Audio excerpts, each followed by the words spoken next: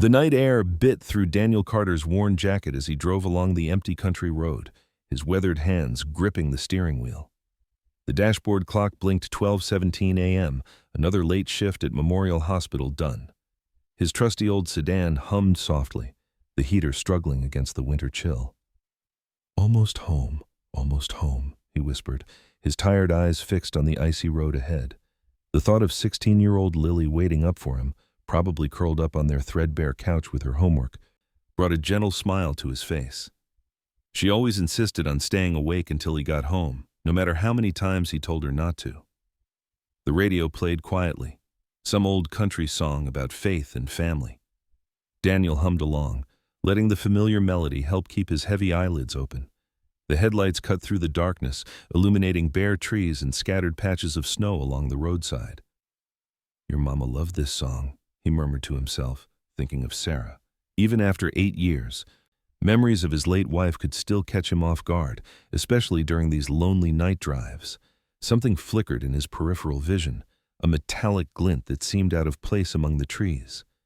Daniel slowed the car, squinting through the windshield. There it was again, moonlight reflecting off what looked like a car's bumper, down the slight embankment. His heart quickened.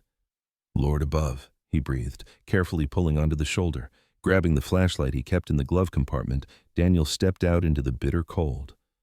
The beam of light revealed tire tracks in the snow, leading down toward a mangled mass of metal wrapped around a massive oak tree. Steam rose from the crumpled hood, mixing with what looked worryingly like smoke. The car must have slid on the ice and gone straight off the curve. "Hello?" Daniel called out, his voice echoing in the still night. "Anyone there? Can you hear me?" No response. He scrambled down the snowy slope, his work boots slipping slightly. As he got closer, his flashlight beam revealed 2 small figures in the back seat, slumped against each other. His blood ran cold. Children. They were identical girls, maybe 12 or 13, both wearing matching blue winter coats. Their faces were pale in the flashlight's glow, dark hair falling across their closed eyes. Neither was moving. "Hey, can you hear me?" Daniel called again, his voice shaking as he tried the door handle. It was jammed. The acrid smell of burning rubber and hot metal filled his nostrils. Smoke was definitely seeping from under the hood now. With trembling fingers, he pulled out his phone and dialed 911. "There's been an accident on County Road 23, about 3 miles east of the hospital," he reported quickly. "Car versus tree. 2 children unconscious. I think there's a fire starting." "Emergency services are on their way," the dispatcher assured him. "Sir, if you can safely remove the victims from the vehicle." A small flame licked up from under the hood, and Daniel's heart lurched. "I've got to go," he said, ending the call. There was no time to wait. He yanked harder on the door handle, throwing his weight against it. The metal groaned but wouldn't budge. Looking around frantically, he spotted a large rock by the tree. 2 quick strikes against the window, and the safety glass spiderwebbed. A third hit created a hole large enough to reach through. The smoke was getting thicker now. Daniel's hands shook as he reached for his pocket knife, sawing through first one seatbelt, then the other. The girls were like rag dolls as he carefully pulled them through the broken window, one at a time. Come on," he muttered, struggling with the second child's coat that had caught on the jagged glass. Behind him, he heard a whoosh as the flames grew larger. The heat pressed against his back as he finally freed her, stumbling backward into the snow with both girls in his arms. He had barely made it 10 feet up the embankment when he heard a pop, followed by a loud whoosh. Looking back, he saw flames engulfing the entire engine compartment, dancing orange against the black ski. Daniel sank to his knees in the snow, cradling the unconscious children against his chest. His coat was singed, his hands bleeding from the broken glass. But none of that mattered. He could feel their shallow breaths against his neck. They were alive. The sound of sirens pierced the night air, growing louder. Red and blue lights began to flash through the trees. Daniel held the girls tighter, his own breath coming in ragged gasps as the adrenaline started to fade. "Please be okay," he whispered, rocking slightly. "Please be okay." He thought of Lily, waiting at home, and how easily this could have been her. Tears stung his eyes as he watched the emergency vehicles approach, and their lights painting the snow in alternating crimson and sapphire. The wail of the sirens grew deafening as the first police car skidded to a stop on the road above. Car doors slammed and footsteps crunched in the snow. Daniel looked up to see uniformed figures rushing toward him, their flashlight beams bouncing through the darkness. He remained kneeling in the snow, protecting the precious burden in his arms, as help finally arrived. The distant wail of sirens grew louder, cutting through the stillness of the winter night. Daniel kept the unconscious twins close, shielding them from the bitter cold with his body. Red and blue lights painted the snow in alternating colors as 3 police cars and an ambulance skidded to careful stops on the icy road. Paramedics rushed forward, their boots crunching in the fresh snow. "Sir, are you hurt?" one called out, her breath visible in the frigid air. "I'm fine," Daniel said, his voice hoarse from the smoke. "But the girls, they haven't woken up." 2 paramedics knelt beside him, their trained hands already checking vital signs. "We'll take them from here, sir," the female paramedic said gently. Daniel hesitated for a moment, his protective instinct making it hard to let go, but he carefully helped transfer the girls onto waiting stretchers. Officer Jenkins approached, flashlight beam sweeping across the scene. "I'm going to need your statement, sir. Can you tell me what happened?" Daniel's shoulders slumped with exhaustion as he recounted the events. "I was driving home from work when I saw something reflect in my headlights. Found the car wrapped around that tree there. The girls were trapped inside, unconscious. I got them out just before." He gestured toward the smoldering wreck. 2 other officers circled the crashed vehicle, their flashlights illuminating the crumpled metal. One officer's light caught the license plate, and suddenly the scene changed. The officer froze, his hand dropping to his side. "Jenkins," he called out, voice tight, "you need to see this." Officer Jenkins excused himself and joined his colleagues. Daniel watched as they huddled together, voices low but urgent. He caught fragments of their whispered conversation. "Rockwell plates. Call it in immediately. Media's going to be all over this." Jenkins returned to Daniel, his professional demeanor now tinged with nervous energy. "Sir, I need to ask, did you recognize the children you rescued?" Daniel shook his head. "No? Should I have?" Before Jenkins could respond, the night erupted with new activity. News vans appeared as if materialized from thin air, their satellite dishes stretching toward the sky.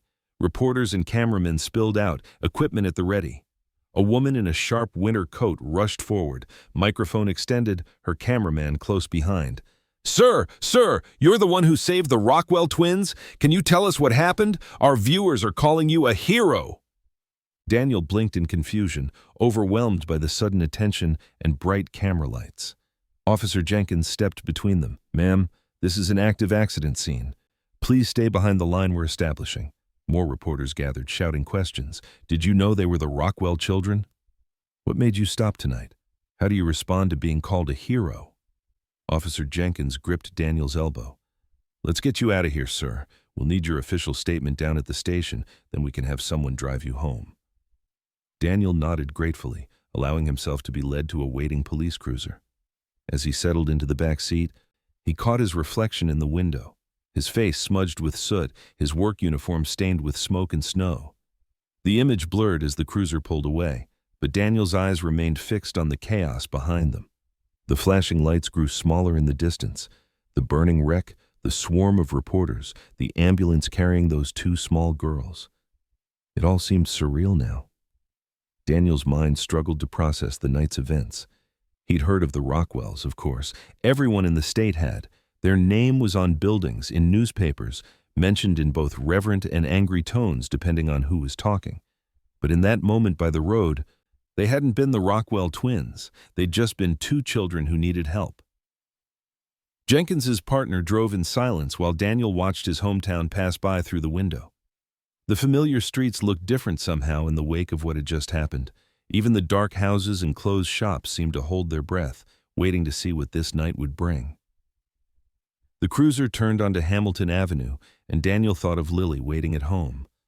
He'd have to call Mrs. Peterson next door, let her know he'd be late. His daughter would be worried sick by now.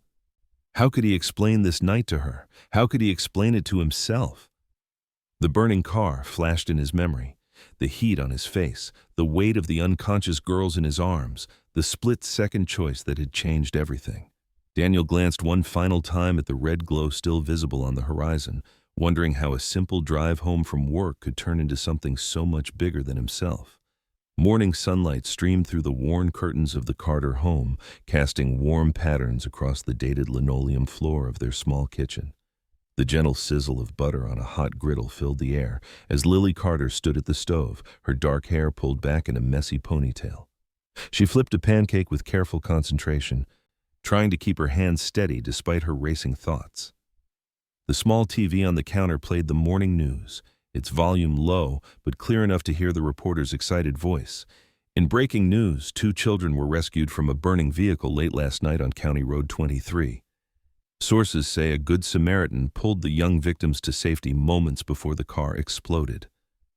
Lily's spatula clattered against the stovetop as she recognized the road name. It was the same route her father took home from work every night. She turned up the volume just as footage from the crash scene appeared on screen. The kitchen door creaked open, and Daniel shuffled in, his eyes heavy with exhaustion. His work uniform was still smoky, and there was a small tear in his jacket sleeve. "Morning, sweetheart," he mumbled, heading straight for the coffee pot. Lily's eyes darted between the TV and her father. "Dad," she said slowly, "was that you? At the crash?" Daniel paused, coffee cup halfway to his lips. "I was hoping you wouldn't find out so quick," he admitted softly. "Didn't want you to worry." "But Dad, they're calling you a hero." Lily abandoned her pancakes and threw her arms around her father's middle. "The news says you saved those girls' lives." Daniel set down his coffee and returned the hug, resting his chin on top of his daughter's head. "I just did what anyone would have done, Lily Pad." A sharp knock at the front door made them both jump. Through the kitchen window, they could see a local news van parked across the street. Another knock came, more insistent this time. "Maybe if we're quiet, they'll go away," Daniel whispered. But then Mrs. Henderson's voice called through the door. "Daniel? Daniel Carter? I brought you my famous apple pie, dear."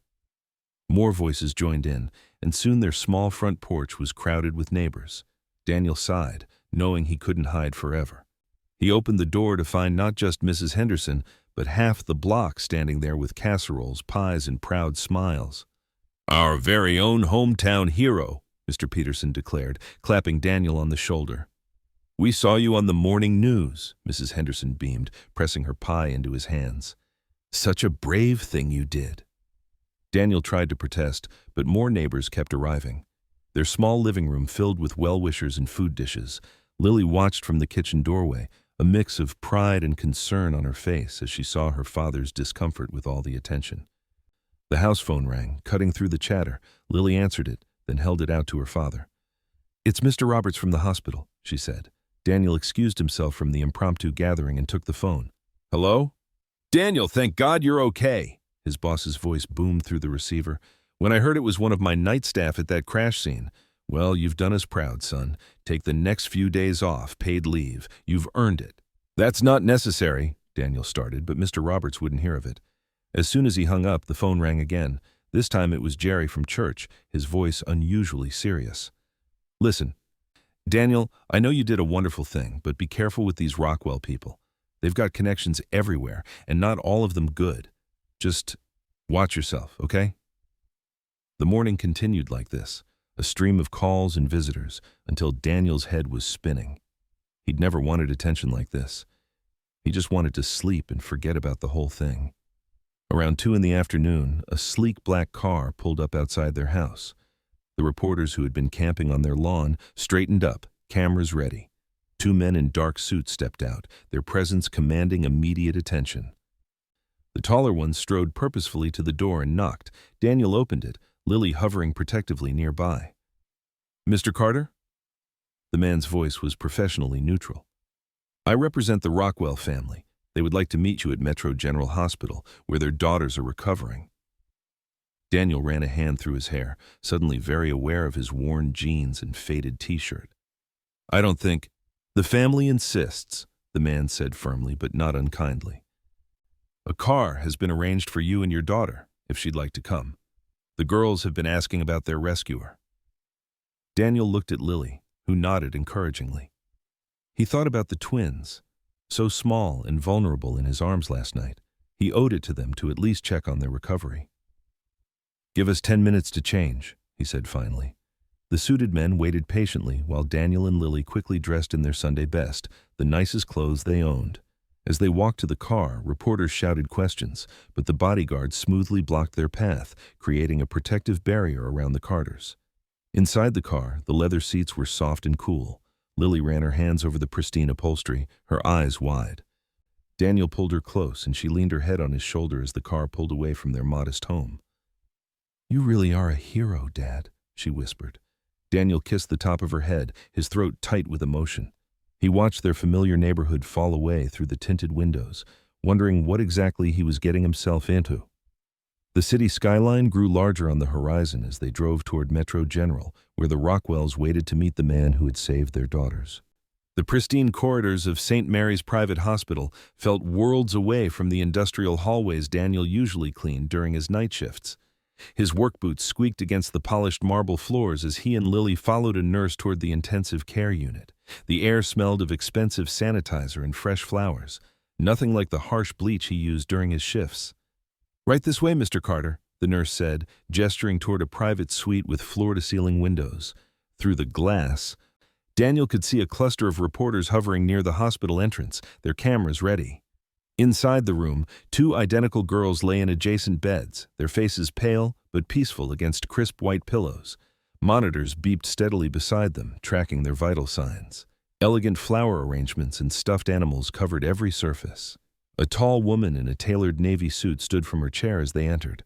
Margaret Rockwell's perfectly styled silver blonde hair framed a face lined with worry. Despite her obvious exhaustion, she carried herself with practiced grace. "Mr. Carter," she said, extending a manicured hand, "I can't begin to thank you enough for what you did for my daughters." Daniel wiped his palm nervously on his jeans before shaking her hand. "Please, call me Daniel. I just did what anyone would do." "Not anyone would risk their life like that," came a deeper voice. A distinguished-looking man in an expensive suit approached from the corner of the room. He gave Daniel's hand a firm but brief shake. "Richard Rockwell, the girls wouldn't be here without your intervention." Lily hung back near the door, fidgeting with the hem of her sweater. One of the twins stirred, her eyes fluttering open. "Angel," she whispered, looking directly at Daniel. "Sarah, wake up. It's our Angel." The other twin, Sarah, opened her eyes too. Both girls reached out with weak arms, and Daniel found himself drawn to their bedsides. Up close, he could see the scratches on their faces, the bruises beginning to fade. "I'm no angel," Daniel said softly. "Just glad I could help." Margaret dabbed at her eyes with a monogrammed handkerchief. "The girls have been asking for you. They remember you pulling them out. Talking to them, keeping them warm until help arrived." "Mr. Carter," Richard said, his tone businesslike, "we're holding a press conference in an hour. The media won't leave until they get their story, and we'd appreciate your participation. The hospital's PR team has prepared a statement." Daniel's stomach tightened. "I'm not really comfortable with—" "Please," Margaret interrupted, touching his arm. "The girls want you there. And people need to hear about acts of kindness like this, especially these days."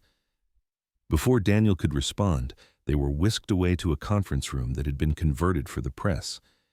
Bright lights made him squint, and microphones pointed at him like accusing fingers. Lily sat in the front row, her eyes wide with pride and concern. Richard spoke first, his voice commanding and practiced. He outlined the accident, praised the emergency response teams, and then introduced Daniel as a humble hero who reminds us all of the good in humanity. Daniel's hands shook as he approached the podium. The prepared statement felt stiff and formal in his grip. He looked out at the sea of faces, then down at Lily's encouraging smile. Setting aside the paper, he spoke from his heart instead. "I'm just a regular guy," he began, his voice quiet but steady. "I clean floors at night so my daughter can have a better life during the day. When I saw that car, I didn't think about who might be inside or what might happen. I just knew someone needed help, and I could give it." The twins had insisted on attending in wheelchairs, their hospital gowns replaced with matching pink robes. They reached for Daniel's hands as he spoke, and he found himself kneeling between them, away from the microphones. "He sang to us," one of the girls announced suddenly. "When the car was smoking, he told us everything would be okay and sang, 'You are my sunshine,' while he got us out." Camera flashes exploded around them. Daniel felt his cheeks burn, but the twins held tight to his hands. Lily wiped tears from her eyes in the front row. "Our guardian angel," the other twin declared firmly, and the room erupted in questions and camera clicks. Hours later, exhausted from interviews and handshakes, Daniel finally pulled into their driveway. News vans lined their quiet street, their satellite dishes reaching into the darkening sky like metal trees.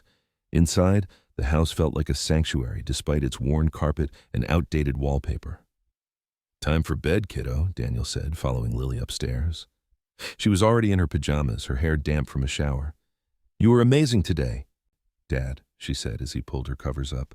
"I've never seen you talk in front of so many people before." "Scared me half to death," he admitted, smoothing her hair back from her forehead. "But those girls, something about them just reminded me of you. Couldn't let them down." Through Lily's window, camera lights flickered like artificial stars. Daniel adjusted the curtains to block them out. "Does this mean everything's going to change?" Lily asked, her voice small in the darkness. Daniel sat on the edge of her bed, the same way he had every night since her mother passed. "Some things might change," he said carefully, "but not the important stuff, not you and me." The iron gates of the Rockwell estate swung open silently, revealing a driveway that curved through perfectly trimmed hedges and flowering gardens. Daniel's old pickup truck looked out of place against the pristine landscape. He glanced at Lily in the passenger seat, watching her eyes grow wide at the sight of the 3-story Georgian mansion looming ahead. "Dad," she whispered, "it's like something from a movie." Daniel pulled up to the circular drive, where a fountain sprayed crystal-clear water into the afternoon sun. A butler in a pressed uniform waited at the top of the marble steps, his posture perfect as he gestured them forward. "Mr. Carter, Miss Carter, welcome to Rockwell House. Please, follow me." Inside, their footsteps echoed across the marble foyer. A massive crystal chandelier hung overhead, casting rainbow prisms across the walls. Lily grabbed Daniel's hand, squeezing it tight as they passed oil paintings in gilded frames and antique vases that probably cost more than their house. The twins, Emma and Sophie, came bounding down the grand staircase in matching blue dresses. Their faces lit up at the sight of Daniel and Lily. "You came!" they exclaimed in unison, rushing forward to hug them both. Their enthusiasm felt genuine, untainted by the formality that seemed to coat everything else in the mansion. "Girls," Margaret Rockwell's voice carried from above. She descended the stairs gracefully, her heels clicking against the polished wood. "What did I say about running indoors?" The twins stepped back, smoothing their dresses. "Sorry, Mother." Margaret's smile was polite but didn't quite reach her eyes. "Daniel, Lily, thank you for coming. The girls have talked of nothing else all week." "Can we show Lily the library?" Emma asked. "And the garden," Sophie added. Margaret nodded. "Of course, dears. Just be careful."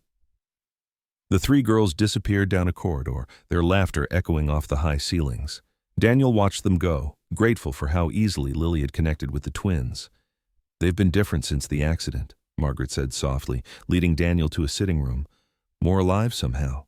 They ask for you constantly." The sitting room could have fit Daniel's entire apartment. Sunlight streamed through floor-to-ceiling windows, illuminating leather-bound books and crystal decanters. Margaret gestured to a plush armchair. "I hope you'll stay for dinner," she said. "The girls would love it if you could read to them before bed. They say you do the best voices." Daniel shifted uncomfortably in the expensive chair. "I just do what I did for Lily when she was little." "That's more than they've had." Margaret's voice carried a hint of sadness. "Between the nannies and our schedules." She trailed off as Mr. Rockwell entered the room. "Carter," he nodded curtly. "Drink?" "No, thank you, sir." An uncomfortable silence fell. Through the window, Daniel could see the girls in the garden.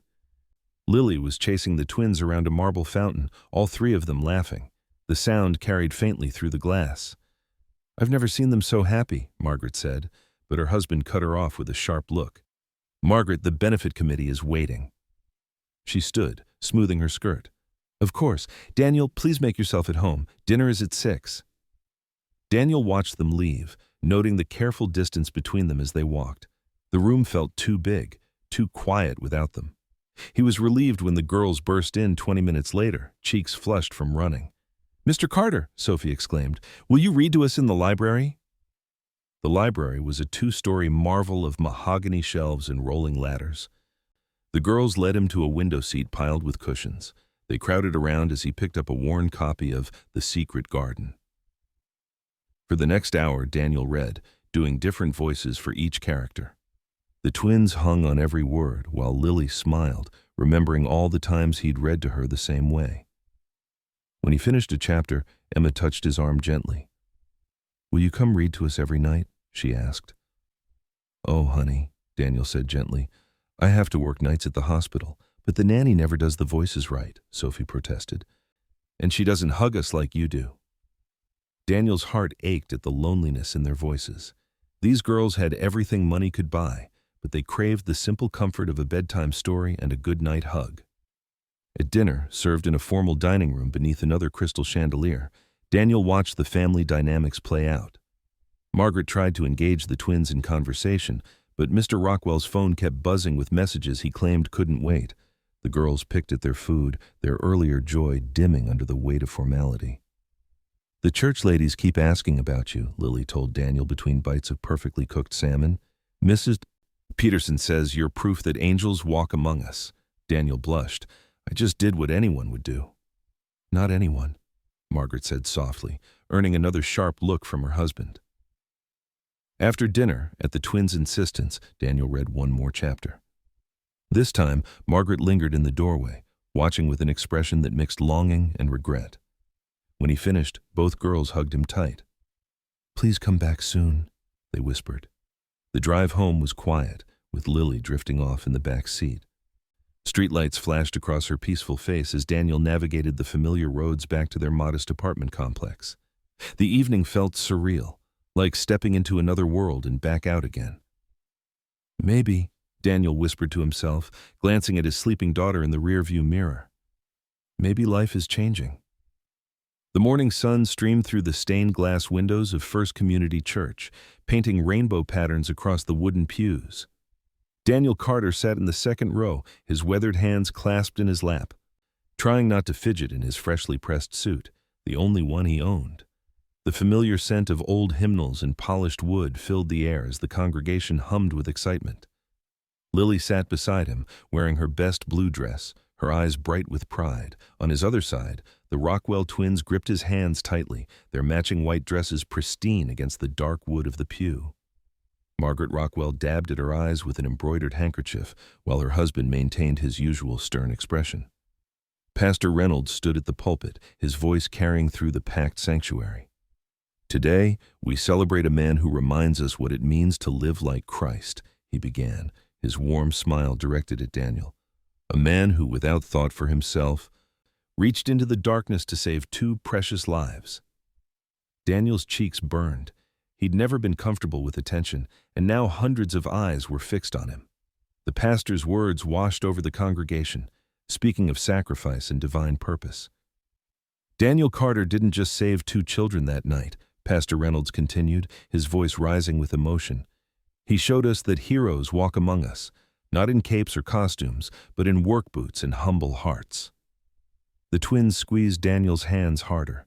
He glanced down at them, seeing their grateful smiles, and felt a lump form in his throat. These girls had become like family over the past weeks, filling his small house with laughter during their visits. "Would you please stand, Daniel?" Pastor Reynolds asked. On shaky legs, Daniel rose. The congregation burst into applause, many standing to join in the ovation. Mrs. Peterson, who'd brought him casseroles after his wife died, wiped tears from her eyes. Mr. Johnson, whose car he'd helped fix last winter, whistled loudly from the back. "Thank you," Daniel managed to say, his voice thick with emotion. In that moment, he felt Sarah's presence so strongly. His late wife would have loved this, seeing their community embrace them this way. The years of lonely nights. Working double shifts, raising Lily alone. Somehow it all felt worth it now. After the service, people crowded around him in the fellowship hall. Church ladies pressed containers of food into his hands. Children asked for high fives. Even Mr. Rockwell seemed to soften, clapping him on the shoulder with something like genuine warmth. "Daddy," Lily beamed, clutching his arm. "Everyone loves you." Daniel hugged her close, watching as she joined the twins by the cookie table. The girls had become inseparable. healing something in both families that they hadn't known was broken. But peace, Daniel would soon learn, could be as fragile as morning frost.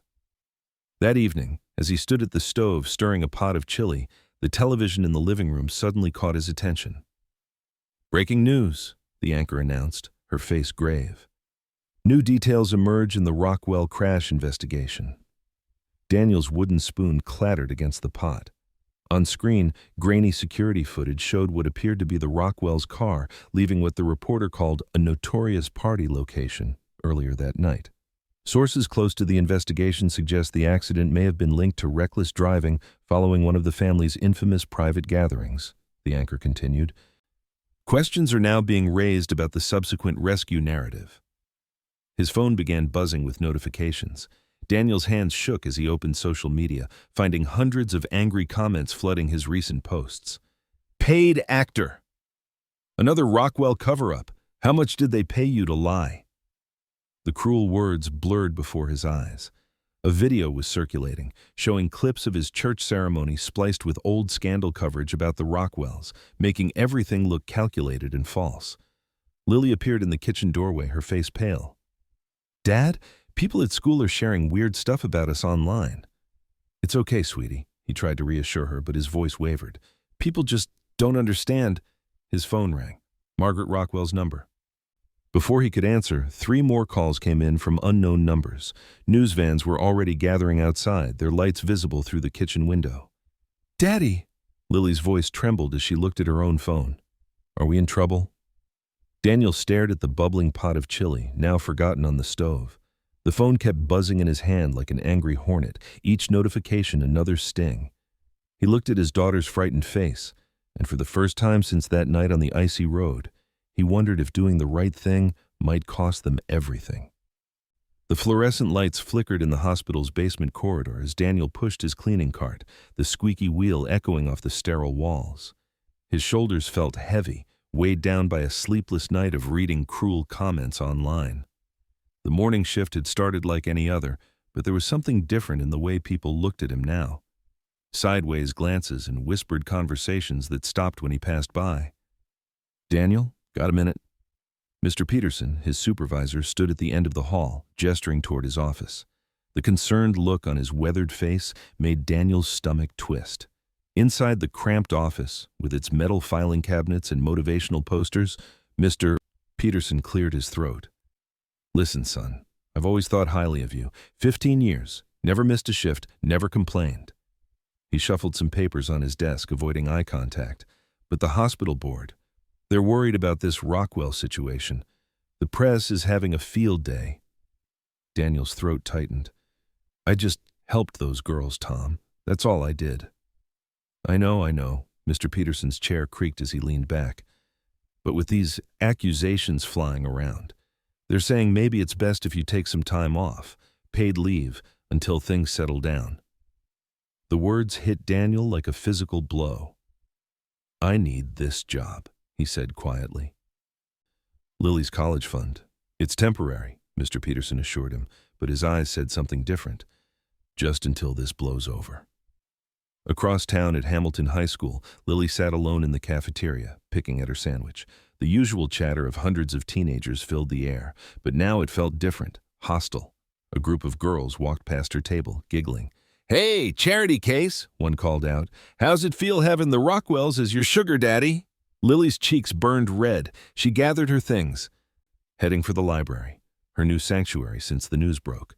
But even there, she couldn't escape. 2 boys at a computer were watching a news clip about her father, making snide comments. "Total setup," one said loudly enough for her to hear. "Bet they paid him good money to play hero." By afternoon, Daniel stood in the marble-floored lobby of the Rockwell building downtown. The security guard eyed him suspiciously as he approached the front desk.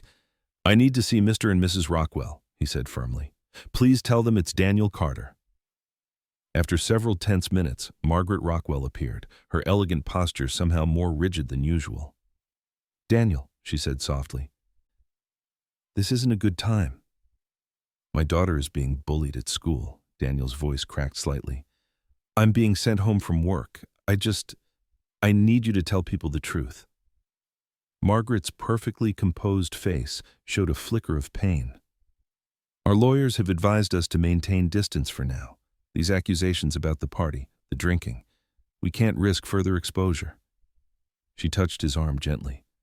I'm sorry, Daniel. Truly. Your daughters, Daniel started, are being kept away from the media, she finished. We appreciate what you did, but perhaps it's best if we all step back. The drive home felt endless. Daniel's hands gripped the steering wheel so tight his knuckles turned white. The late afternoon sun cast long shadows across the dashboard as tears blurred his vision. He pulled into their small driveway, sitting there for a long moment before going inside. In the living room, his wife's picture smiled at him from above the fireplace. Sarah's warm eyes seemed to pierce right through him, just like they used to. Daniel sank into his armchair, the one she'd picked out years ago, and stared at her photograph. I tried to do right, Sarah, he whispered, his voice breaking. Just like you always said, help others, show kindness. But now... He wiped his eyes roughly. I've ruined us, Lily's suffering, and it's my fault. What do I do now? The house creaked around him as evening settled in. Daniel reached for the worn Bible on the side table. Sarah's Bible, with her neat notes in the margins. The pages fell open to Psalm 27. The Lord is my light and my salvation. Whom shall I fear? Hours passed as Daniel read, his eyes growing heavy.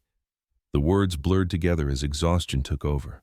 The Bible slowly settled onto his chest as his head nodded forward, sleep finally claiming him.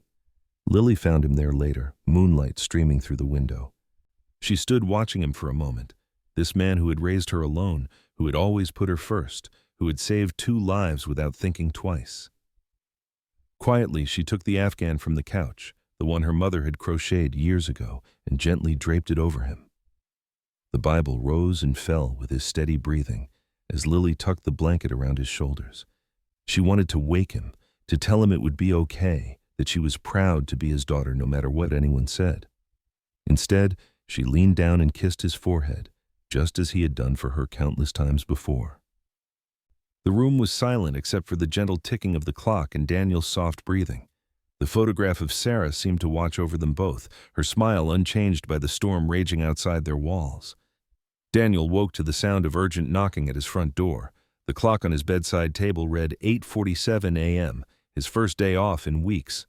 The knocking grew more insistent, like someone was using both hands now.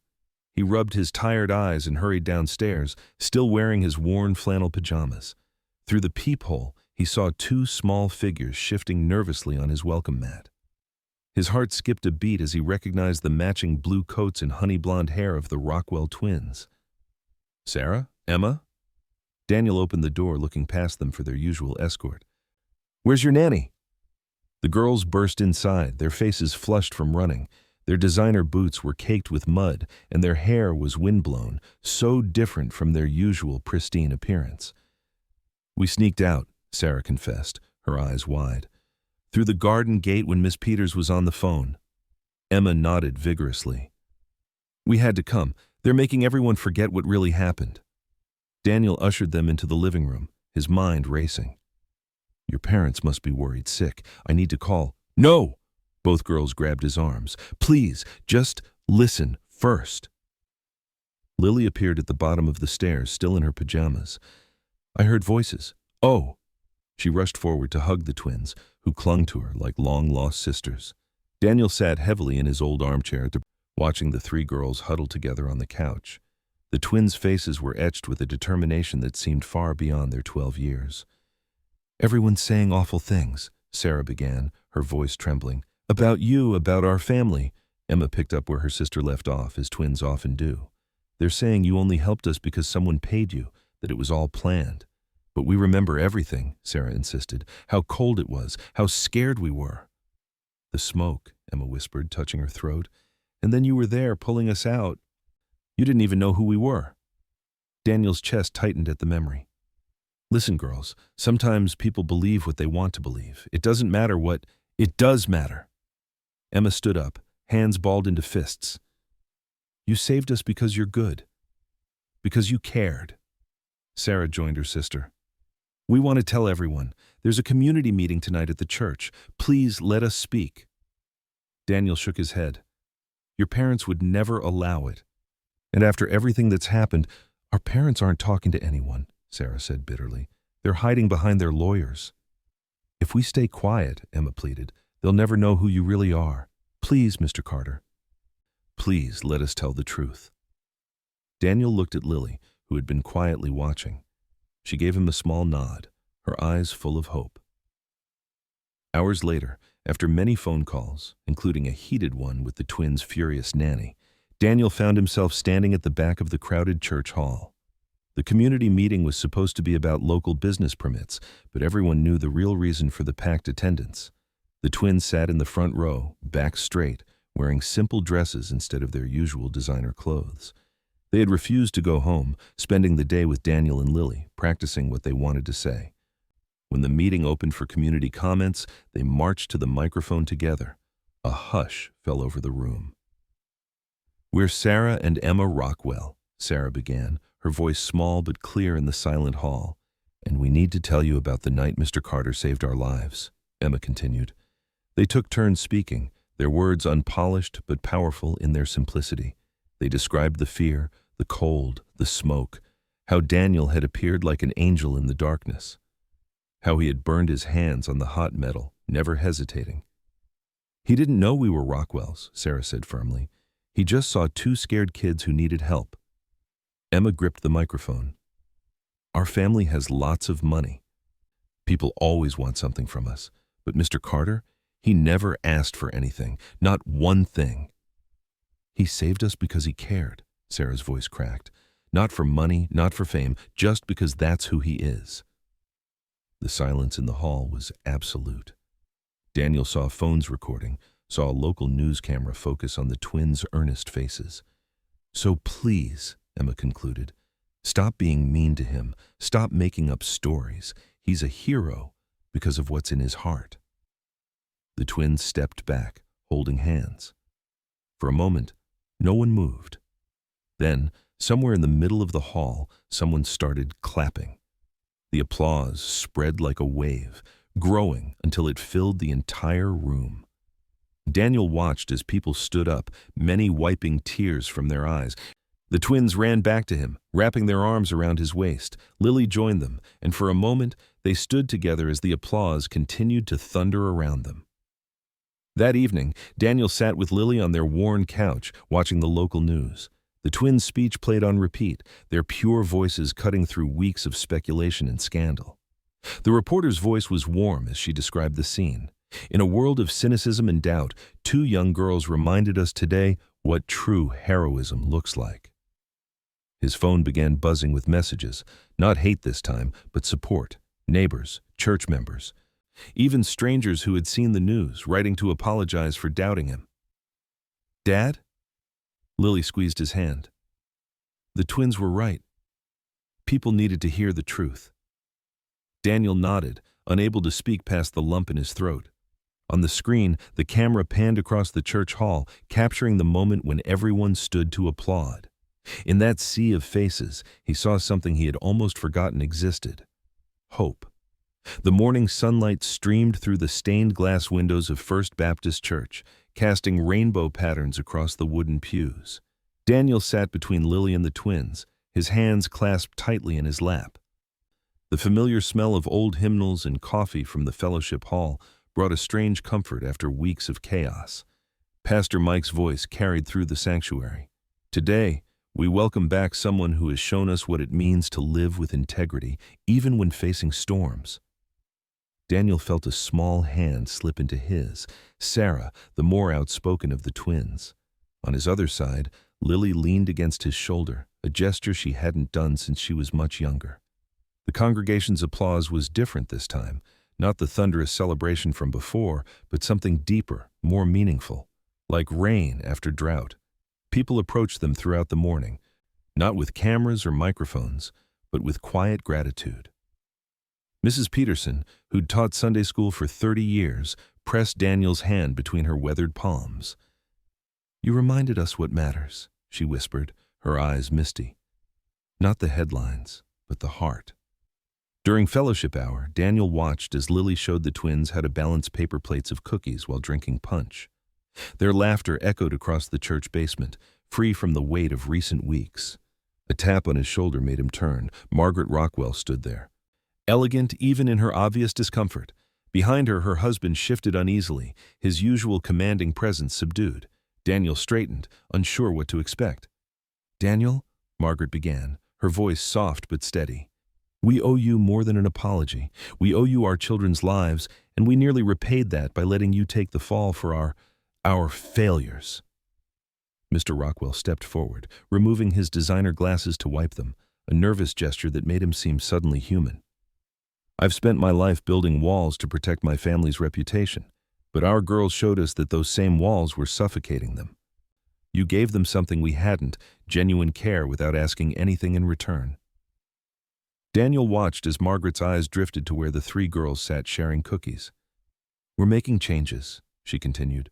"Real ones, starting with more time at home, less time at social functions. Richard is stepping back from some of his business commitments.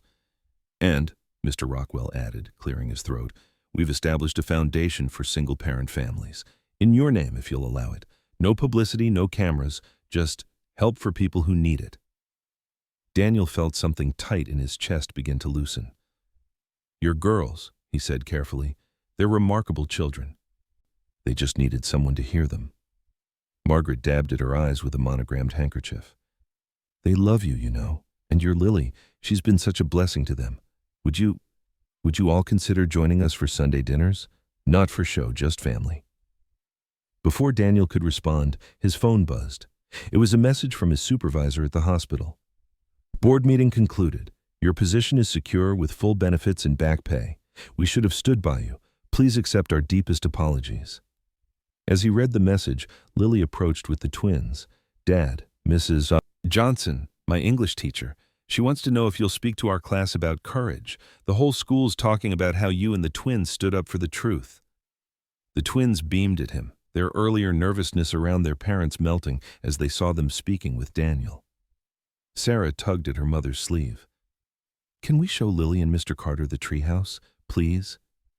Margaret exchanged a glance with her husband, who nodded with a small smile. "Of course, dear. In fact, why don't we all have lunch together?" Later that afternoon, Daniel stood in his modest kitchen showing Lily how to flip pancakes just right, a Sunday tradition they'd nearly forgotten in recent weeks. The batter sizzled on the griddle, filling the kitchen with a warm, homey smell. "Dad?" Lily asked, concentrating on her spatula technique. "Are we really going to be okay now?" Daniel watched his daughter, seeing so much of her mother in her determined expression. "Yes, sweetheart. I think we are." The phone rang, and for the first time in weeks, Daniel didn't feel his stomach clench at the sound. He answered to find Pastor Mike's warm voice on the line. "Daniel, hope I'm not interrupting Sunday pancakes. Listen, there's this children's charity that works with foster kids. They heard about how you've been with the twins. They're wondering if you'd consider speaking at their next event. Just sharing your heart, nothing fancy." A smile spread across Daniel's face as he watched Lily successfully flip a perfectly golden pancake. "You know what, Pastor? I think I'd like that." The autumn breeze rustled through the maple trees, sending golden leaves dancing across Palmer Park. Daniel spread out a checkered blanket on a grassy slope while Lily and the twins, Sarah and Emma, unpacked the picnic basket with eager hands. The afternoon sun painted everything in warm honey tones, making even their simple sandwich wraps and fruit look like a feast. "Mr. Carter, catch!" Sarah called out, sending a blue frisbee spinning through the air. Daniel reached up, catching it with an exaggerated stumble that made all three girls giggle. "Not bad for an old janitor," he said with a wink, tossing it gently to Emma. The quiet twin caught it with surprising grace, her confidence growing with each passing day. They settled onto the blanket, the autumn chill kept at bay by steaming cups of hot chocolate from their thermoses. Lily pulled her knees up to her chest, wrapping her arms around them as she watched a pair of squirrels chase each other up a nearby oak tree. "Dad," she said thoughtfully, "Miss Thompson asked us to write about what we want to be when we grow up." She picked at the corner of the blanket. "I told her I want to be a teacher." Daniel's heart swelled with pride. "You'd be amazing at that, sweetheart. You've always had such patience with younger kids." "Like us," Emma chimed in, making everyone laugh. Though the twins were only 4 years younger than Lily, they'd taken to treating her like a wise older sister. "I want to help kids who struggle with reading," Lily continued, her voice growing stronger, "like how you helped me after Mom died, when I couldn't focus on my books anymore." Daniel reached over and squeezed her hand, remembering those difficult nights of sitting at the kitchen table, gently encouraging her through each paragraph. Sarah flopped onto her back, staring up at the drifting clouds. "Emma and I have been thinking too. We want you to take us fishing, Mr. Carter. At that special spot you told us about." "The one where your dad taught you?" Emma added softly. Daniel smiled, remembering the quiet creek where he'd spent countless mornings with his father. "Miller's Creek? It's nothing fancy like those fishing tours your family usually takes." "That's why we want to go there," Sarah insisted, sitting up and brushing leaves from her hair. "It's real. Like you." The simple honesty in her words touched something deep in Daniel's heart. He looked at these 3 young lives that had become so unexpectedly intertwined with his own. Lily, his anchor through years of struggle. The twins, who had crashed, quite literally, into his life and shown him that love could expand in ways he never imagined. They finished their sandwiches and cookies, talking about everything and nothing. The girls traded stories about school, their dreams, their fears. Daniel mostly listened, marveling at how natural it felt, this unlikely family they'd become. "You know what?" Lily said suddenly. "Remember when those news vans were outside our house? I was so scared everything would fall apart. But now," she gestured at their little group, "now it feels like we got something better than being famous." "What's that?" Emma asked, leaning against Daniel's shoulder. "We got each other," Lily answered simply. Daniel watched as the girls jumped up to chase the frisbee again, their laughter carrying across the park. Other families were out enjoying the perfect autumn day, but he barely noticed them. His world had narrowed to these precious moments, the way Emma's face lit up when she made a good throw, how Sarah's competitive spirit pushed her to run faster, the proud set of Lily's shoulders as she encouraged them both. The setting sun painted the sky in brilliant oranges and pinks, casting long shadows across the grass. Daniel stood, brushing off his jeans, and watched the girls make one final sprint across the field. Their silhouettes merged with the golden light, 3 distinct shapes moving in joyful harmony. Finding a quiet moment, Daniel bowed his head. No grand words came to mind, just a simple, heartfelt thank you. For the courage to stop on that icy night, for the strength to stand firm when doubt crept in, for the love that had bloomed in the aftermath of chaos. He thought about the long road that had led them here, the loss of his wife, the years of quiet struggle, that fateful night by the roadside, the storm of publicity, and finally, this peaceful afternoon. None of it had gone according to plan, but standing here now, watching these 3 beautiful souls chase the last rays of sunlight, he wouldn't change a thing. "Dad," Lily called out, "come on, one more throw before it gets dark." Daniel picked up the frisbee that had rolled to his feet. The plastic was warm from the sun, like the glow of contentment in his chest. He might not have sought fame or recognition, but he had found something far more precious, a family bound not by blood but by love, faith, and the simple choice to do what was right, no matter the cost. The girls formed a triangle, waiting for his throw. Their faces shone with joy, trust, and belonging. Daniel pulled his arm back, ready to send the frisbee spinning through the golden afternoon light, his heart full of gratitude for this moment and all the moments that had led to it. Snow drifted lazily past the windows of the Carter home, adding to the blanket of white that covered their modest front yard. Strings of multicolored Christmas lights twinkled beneath the icicles hanging from the gutters, casting warm reflections on the snow. Inside the kitchen, the aroma of vanilla and cinnamon filled the air as 4 figures huddled around the counter, dusted with flour and joy. "Dad, you're supposed to roll the dough thinner," Lily laughed, reaching over to help Daniel with the rolling pin. Her hands, covered in flour up to her wrists, left white prints on his sleeve. "Like this?" Daniel asked, pressing down with exaggerated care. The twins, Sarah and Emma, giggled from their perches on kitchen stools, where they were decorating already baked cookies with colorful frosting. "Mr. Carter," Sarah called out, holding up her creation, "look, I made one that looks like you." The cookie vaguely resembled a person, though its blue frosting tie seemed a bit fancy for a janitor. Emma studied her sister's work critically. "The real Mr. Carter smiles more," she declared, using her finger to curve the cookie's frosting mouth upward. This sent another wave of laughter through the kitchen. The doorbell chimed, its sound mixing with the Christmas carols playing softly from the radio. Daniel wiped his hands on his apron and opened the front door to find Margaret and Robert Rockwell standing on his porch, their arms laden with wrapped packages. "Something smells wonderful," Margaret said warmly, stepping inside and brushing snow from her elegant coat. The stiffness that had marked their early interactions was gone, replaced by genuine warmth. "Cookies!" the twins exclaimed in unison, scrambling down from their stools to hug their parents.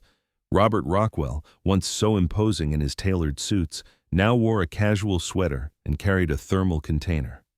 "We brought hot apple cider," he said, his voice softer than it had been in those first tense hospital days.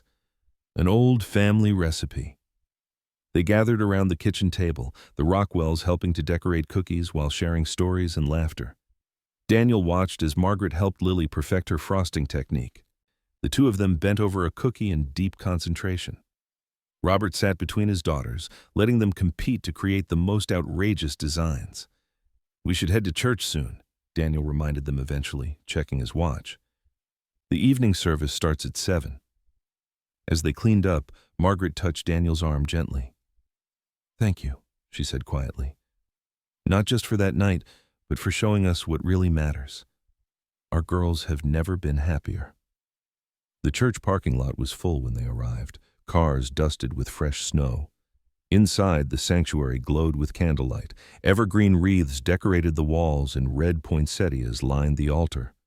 The twins insisted on sitting next to Daniel, while Lily found a spot in the pew just behind them with the Rockwells. When the pastor called Daniel forward to share his testimony, he felt a familiar flutter of nervousness, but looking out at the congregation, he saw only friendly faces, people who had stood by him through the storm of publicity and doubt. "I never meant to be anyone special," Daniel began, his voice steady and clear. "That night on the road, I was just trying to get home to my daughter, but when I saw that car, I knew I had to stop, not because it was heroic, but because it was human." He paused, looking at the twins' encouraging smiles. "Someone once told me that doing right isn't about applause. It's about who you are when nobody's watching. That night, I thought nobody was watching, but God was, and he turned one simple act of showing up into something bigger than I could have imagined." From her pew, Lily watched her father with shining eyes. Gone was the weary man who used to slump at the kitchen table after long night shifts. In his place stood someone stronger, not because he'd changed, but because he'd finally seen his own worth reflected in the lives he'd touched. "Never underestimate the power of showing up when someone needs you," Daniel continued. "It might seem small at the time, stopping to help a stranger, offering a kind word, being there for your child even when you're tired to the bone. But those moments matter. They ripple outward in ways we can't predict." Two elderly women in the back row nodded along, one leaning to whisper to the other, "He's more than a hero. He's proof that good still lives among us." After the service ended, they gathered their coats and stepped out into the gentle snowfall. The twins ran ahead, trying to catch snowflakes on their tongues, while Lily joined them, her teenage dignity forgotten in the magic of the moment. The lamplight caught the falling snow, turning each flake into a tiny star. Daniel hung back, watching the girls play. Their laughter echoed across the empty church parking lot, pure and joyful. The Rockwells stood beside him. Margaret's arm linked through her husband's, all of them content to witness the simple pleasure of children in the snow. Looking up at the night sky, Daniel offered a silent prayer of gratitude, not for recognition or reward, but for the mysterious ways love could expand to include more hearts than he'd ever thought possible. For the gift of family, both the daughter who had been his anchor through years of struggle and the unexpected additions who had crashed into his life on an icy night and made it infinitely richer. The girls' voices carried through the crisp winter air, their joy a testament to healing and hope. Daniel smiled to himself, his heart full of peace, knowing that while their story hadn't ended, it had grown into something beautiful, a testament to the power of compassion, the strength of faith, and the endless capacity of love to build bridges across any divide. Daniel Carter thought his life had returned to normal, but the truth was only just beginning to surface. Whispers of the Rockwells' hidden scandals, the world questioning if a humble janitor's heroism was too good to be true, and a storm that threatened to take everything from him. But what Daniel didn't know was that one shocking revelation about the crash would change not just his fate, but his daughter Lily's future forever. What do you think the Rockwells are hiding? Was Daniel chosen by fate or pulled into something much bigger? Comment your theories below, and if you want to know what happens next, don't wait. Click the next video right here and join us as the story continues. Don't forget to subscribe, because this is just the beginning. I'd love for you to share in the comments not just your theories about where the story might go next, but also where you're watching from. I truly enjoy seeing the places these stories reach and how they connect us across the miles. And if this kind of storytelling resonates with you, stories of hope, courage, and the everyday heroes who inspire us, I'd be so grateful if you'd subscribe and join our growing family here. Remember this, your presence here matters. You are seen, you are valued, and you are loved. Until next time, may your heart be light, your spirit strong. And may you always find the courage to stop on the road when someone needs you.